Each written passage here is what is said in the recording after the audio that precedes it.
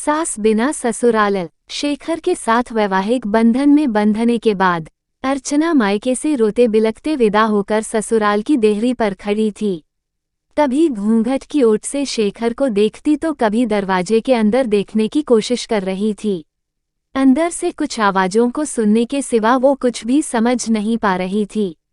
उसे ये तो पता था कि शेखर की मां नहीं है, यानी वो सास बिना ससुराल में जाने वाली है। काफी देर के बाद भी कोई गृह प्रवेश के लिए नहीं आया तो उसने शेखर की तरफ आशा भरी नजरों से देखा, क्योंकि वो खुद भी काफी थकान महसूस कर रही थी।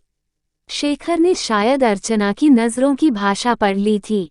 वो अपनी छोटी बहन को बुलाकर लाया और उसके कान में कुछ कहा। थोड़ी देर में बहन कुछ औरतों को साथ लेकर आई और अर्चना का गृह प्रवेश करवाया। आगे भी कुछ रस्में हुईं। इन सब के बीच अर्चना तो ये समझ ही गई कि सास बिना ससुराल का मतलब है बवाल। धीरे धीरे सारे रिश्तेदार चले गए, कोई अपनापन दिखाता तो कोई बेगानापन। सब अपने अपने तरीके से अपना और दूसरों का परिचय दे रहे थे। अर्चना कभी इनकी तो कभी उनकी बातें सुनकर परेशान सी हो रही थी। लेकिन धीरे धीरे ससुर, पति और 2 छोटी नंदों के साथ अर्चना अपनी गृहस्थी की गाड़ी को रास्ते पर लाने का प्रयास करने लगी। पति का प्यार, ससुर का दुलार और छोटी नंद का स्नेह अर्चना को कबलहड़ लड़की से जिम्मेदार गृहिणी बना दिया। वो खुद भी नहीं समझ पा रही थी। पर इन सब चीजों के बीच उसके दिल में एक चीज की कसक रहा करती थी कि उसकी भी सास होती।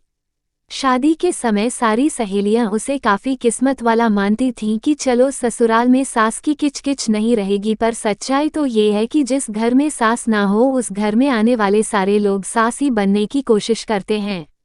अर्चना भी इस बात को समझती थी, तभी तो दिल ही दिल में फैसला कर चुकी थी कि वो अपनी बेटियों की शादी सास बिना ससुराल में नहीं करेगी। दोस्तों, कुछ रिश्ते नमक जैसे होते हैं, सास का भी रिश्ता कुछ इसी तरह का है। ससुराल का हर सुख बिन सास के फीका ही स्वाद देता है। ये कहावत भी सही है कि सास गले की फांस होती है जो ना निली जाती ना उगली जाती है, पर इनका रिश्ता काफी खास होता है।